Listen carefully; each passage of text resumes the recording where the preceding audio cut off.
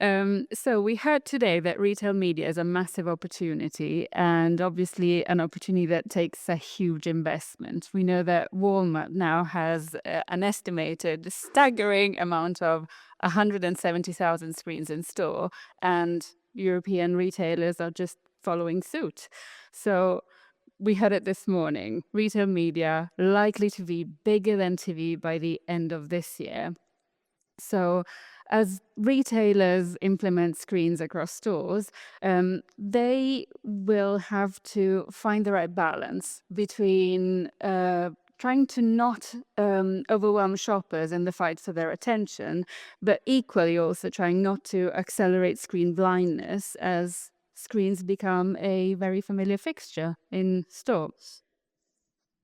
So they'll need to find new ways to engage shoppers beyond just the addition of a screen because and now I have to apologize because I'm going to show you the ugliest slide in the whole day, but retail media really is a vertical, as you heard, but actually in this case it's a horizontal. It crosses the whole commerce journey, and we know it's not just a golden ticket to ROI. To make the investment worth it, it needs to be effective.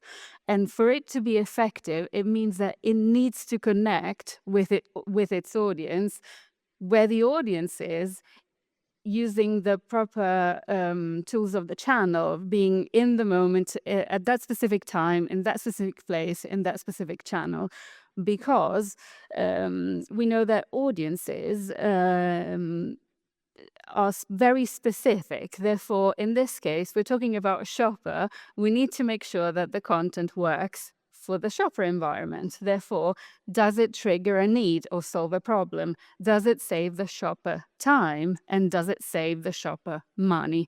Because shoppers really are creatures of habit. If we think about the statistics on screen, especially the one on the right, 80% of shoppers shop the same store every week. That is a staggering statistic. Therefore, breaking shopper autopilot is a must. But we also know that shoppers also are not as rational as they think, and that really rational thinking is only 5% of our brains, and most of it is intuitive. Therefore, we need to do it in a very creative way. And that's why we need to find the right principles to make it happen. Yep. I think, we've got a lot of learnings of creating content across the full marketing funnel, and especially in kind of shopper channels. And I think it's really important in this world where consumers are getting hit with overload, shoppers are getting hit with overload of content, that we think about some principles that have been around for a while, but as we start moving into more animated content, we need to kind of reframe them. So we've got a few examples, and we're going to talk through and show some examples of work that's out and about. Some of it's ours, some of it's not ours. We've looked at a number of stores over the last couple of weeks to see what's out there and given a view.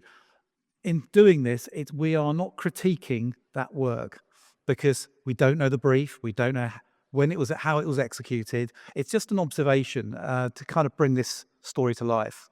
And also, a lot of the content that you're going to see will apply to multiple principles. So it's just for reasons of clarity that being bucketed in one over the other. Exactly.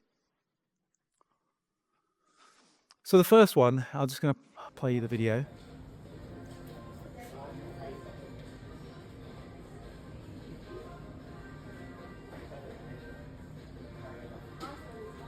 So it's really nice execution. I think the number of observations we'd make from it is obviously new. Whenever you put new in large on a piece of shopper communication, it can increase the saliency by up to 15%. We like the high contrast as well in terms of the way that we're using, the consumption moment, the animated visuals, but also the way the branding is consistently applied on the creative. So always on screen all of the time. And use of their distinctive assets. I think one of the things we'll talk about a lot in this is how do we make sure that shoppers are seeing and cutting through the noise by seeing who the brand is and what they represent. And it's quite an interesting stat, this, position your brand as the solution to a need or trigger within the first 3 seconds for impact. We know from online ads, that you have to get that instant attention from the shopper. Shoppers tend to look, they don't tend to read that much. So we need to make sure that we're cutting through with visual attention.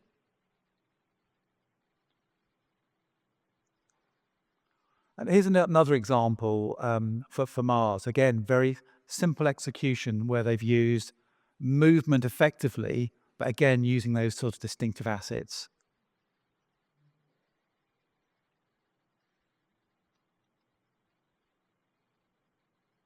So really simple, designing for short dwell times. And obviously, the dwell time depends on, the creative depends on where that execution is happening. Is it happening in the power aisle where people are seeing gondola ends, or is it happening in the category where you've got a bit more time, potentially as people are considering their purchase? So thinking about that execution and the space it's in is really important, but making sure that you're disrupting with impact, but you're not trying to shout everywhere and with everything, because if every ad is highly animated, then obviously it creates switch off for shoppers in store. So some learnings from that, I guess, is use movement within the first 2 seconds, make the product hero right from the outset. We're not doing sort of an out-of-home execution here. We are creating content that is about the product, and make sure that the pack is there to aid recognition at shelf. So you're directing someone to purchase the product in an adjacent category.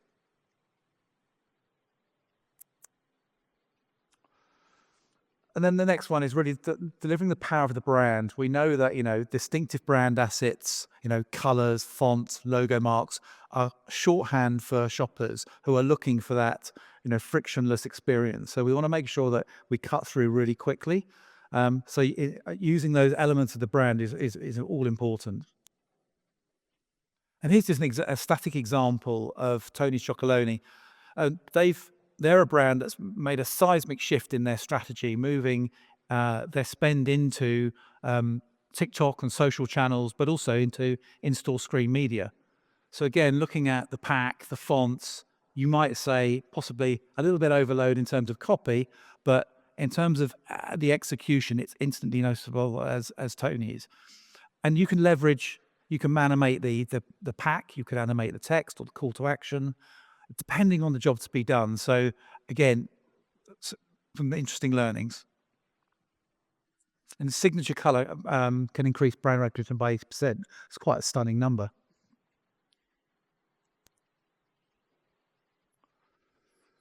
And then thinking about this is an execution, a sort of goalpost execution in Tesco in the beers, wines, and spirits category.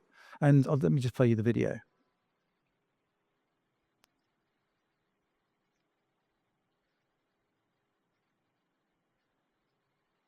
So you can see nice visual cues of the swirling Guinness, linking the product to the occasion, and using the pack in sort of 50% of the execution, always reminding the shopper what the pack, where the pack is, and the all-important call to action.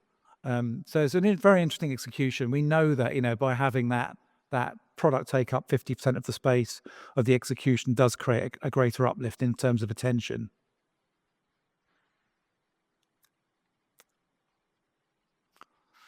So the key learning from this is really hold the branding throughout, make sure it's always evident. Prioritize animation of our distinctive assets. So making sure that we are creating attention to those assets rather than non-distinctive assets, and leverage our brand tone of voice, to adapt it to the environment. Brand tone of voice is really a powerful part of our language to customers. So making sure that tonality, even as a call to action, is playful or fits with that brand. And the third one is context. It's really important that we consider context, because where the shopper is in their journey, what depends on whether they are, in the power aisle or in the category, what time of day it is, what hour it is, has an impact on how that resonates with the shopper. So we've got a few examples here of just how that's been done. And this is a really interesting one for Old El Paso, where they've taken a day of the week and they're really celebrating it. So they're owning it, the day where everyone enjoys, getting together with family and friends. Now, what we asked ourselves when we were looking at this example was, brilliant on a Thursday, would it have the same impact if we saw it on a Monday morning at 8 a.m.? Probably not as much. So it's also trying to find the right balance of the time of the day of the week, so that the shopper can have the maximum, the shopper messaging can have the maximum salience. Yeah, yeah. And just again, very simple animations, strong use of color. The pack always featuring.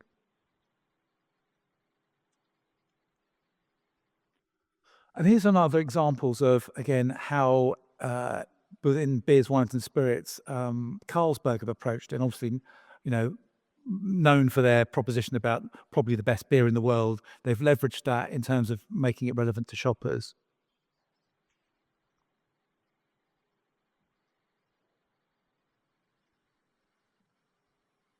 Featuring the pack, featuring the brand colors, the distinctive assets, playing, being playful in the way that the tonality of the proposition is asking you to buy a pack.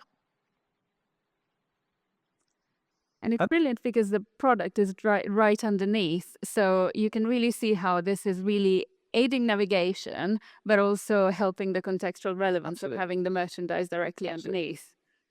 Another example for Lucky Saint. Now they've got this lovely consumption moment. They've got clear branding, but potentially could they have done more with the occasion? As people go into dry January, that's quite a big thing for people to kind of get into and do. So could that be more of a feature within this as an execution?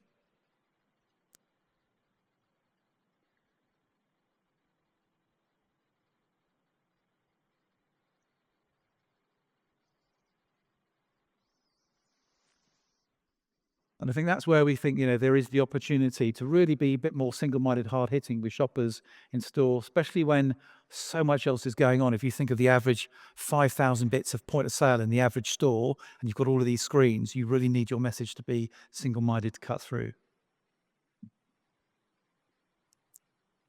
And the final one here is for Quorn. And the reason we've shown this one is because it's an interesting execution, and they're clearly trying to link it to the category about, something that you can cook really quickly, enjoy with a beer. It's maybe slightly tenuous, but the actual aisle is 5 aisle. The actual what you're asking the shopper to do is go 5 aisles to buy the product. So it depends on whether you're at the beginning of your shop or the end of your shop, whether you're actually going to do that. Yeah, and by the time we walked back 5 aisles, we'd already forgotten what we were there in the first place. So that the key point about having some sort of product proximity to the screen, that's actually fundamental. Yeah. But again, it's following a lot of the principles about showing the pack, making it relevant, using the distinctive assets.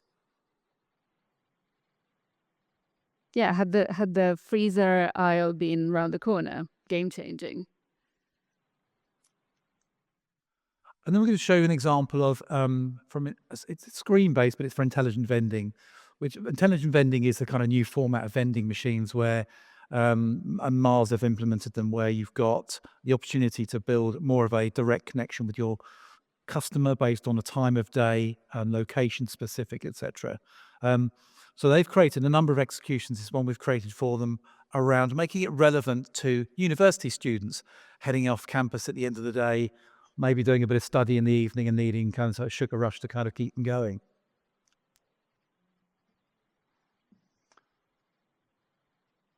And ultimately, as retail media and digital media evolves, the ability to personalize to down to the time and day, the minute, the customers, profile is going to give us more and more creative opportunity. Yeah, so if we have to summarize our key takeouts for this section, really tailor the content to the mission, the occasion, trying to capture the time of the day of the week, and just trying to grab that special moment that is so relevant to the brand. Because let's face it, the technology here is what enables this level of sophistication of messaging. Otherwise, could we have used cardboard if the messaging had to be that generic? Therefore, it's really a crucial point to drive saliency, and that's the beauty of the technology.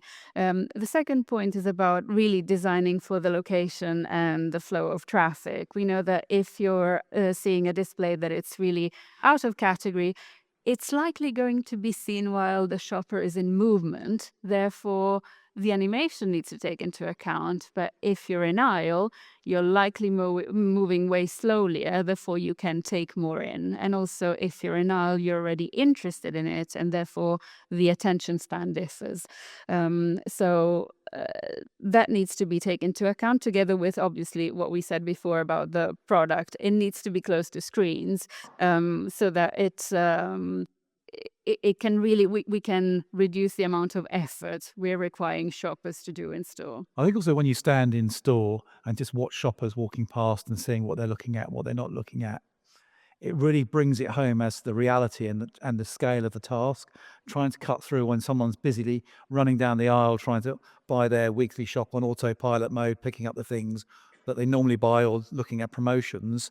Getting cut through is really difficult, which is why we need to make this kind of supercharged effort to make sure that it's absolutely relevant to their shopper journey. And so that kind of brings us on to simplicity. As brands start to up the ante and compete for that shopper intention in store, this risk of switching off is real. So we need to think about what are the triggers just to get shoppers to look. And in traditional shopper marketing, you might have something with a little bit of movement or a bit of light, or something which has noise, because it's just breaking that kind of what we call system one mode of thinking, getting that sort of attention, breaking the autopilot mode. So thinking about how do we use those little triggers to break attention. So we're going to just show you an example, and please shout out what you see from this in terms of your takeout.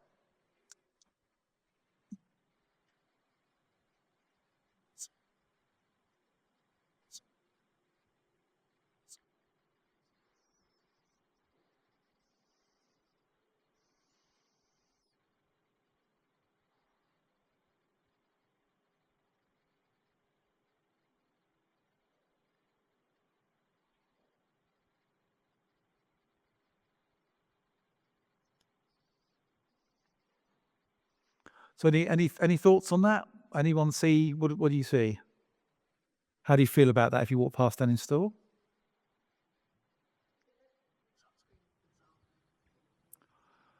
There is, yes, there is a bit of an overload. Because you're demanding shopper attention in different ways, looking up, looking down, and repeating that message. So whilst the creative execution is really quite nice, could we have used one screen at the top to maybe communicate that as a single overriding piece of communication? Potentially, yes. But if you look at it, most people that looked at it, the feedback we got was, firstly, they only saw Jaffa Cakes. They saw the static point of sale outperforming the digital. That was one learning. And the other learning was, people said, I just want to walk away from the aisle. I want to walk away from that. It's just overload. And we've seen it with the FMCG brands who have done their own implementation of screens in store, where you get that just overload of shelf edge strips, top screens, aisle fins. It becomes blindness. And I think that's the risk we've got to make sure that we avoid. And I know that it's not the key focus of this presentation, as we're talking about creative effectiveness and not necessarily about inclusivity, but especially if we look at neurodivergence, this is completely overwhelming of an aisle. So it's really too much. And it was interesting just discussing it internally with the team, the amount of people that I got, too many screens, please give me some paper. But on the other hand, the following example, they actually really enjoyed. So it's not just about the medium, it's really about the simplicity of it. Yeah.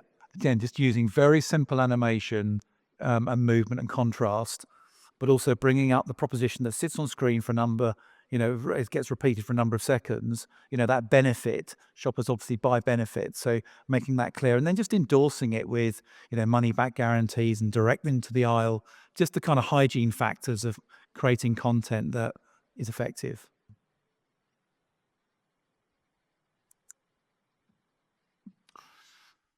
So I guess learnings from that is be selective about the elements that we animate. Make sure that we don't over animate so that it doesn't become digestible. Try and do a level of storytelling. Make sure that animation cuts through shopper attention, but it's not going to extend their interest. And then be considerate about the number of screens in one location. And that's, I guess, for the retailers and the media companies to work out what is the optimal number of screens, because we can't have screens everywhere. And we also need to link them to product merchandising. And then this kind of fluency between screens, as we talked about, can you link the content? What we don't want to do is break propositions across different screens, but at the same time, it's one look. You want the shopper to look in one direction. And the final one is closing the deal. The all important part of what shopper marketing is about, getting people to put it in their basket. And this is a really simple example for Wrigley's. And a couple of things from it really is that they lead with a question, which is always interesting in shopper, because people are interested in questions. Can't really refuse to read them. But so here, let me just show you the execution. And grabbing attention with simple animation. Power of the brand coming through loud and clear. Yeah. And a large CTA doubles dwell time. We know that people are attracted to a larger CTA.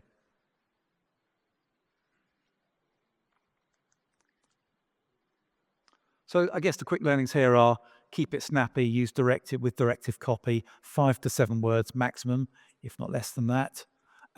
We don't want to overload people cognitively, so we want to make sure that we're nice and concise and to the point. Now, we know that we are the two people standing between you and a break, so we'll keep it short. And we have our very last 3 key takeouts about the whole presentation and all of the images and videos that we've shown to you. The first one being, we are in store. So shoppers buy benefits, as Neil was saying. They're busy, they're absent-minded. You only have 2 seconds to communicate your message clearly. And the second one is that you're investing a huge amount of money in an execution like this in store. So we can't just reuse some digital content from a commerce channel. We can't just reuse out of home. We've got to make sure that we are creating content fit for purpose in the shopper zone. And last but not least, just a reminder, we know that there are no low engagement categories, only boring content. Thank you very much. Thank you.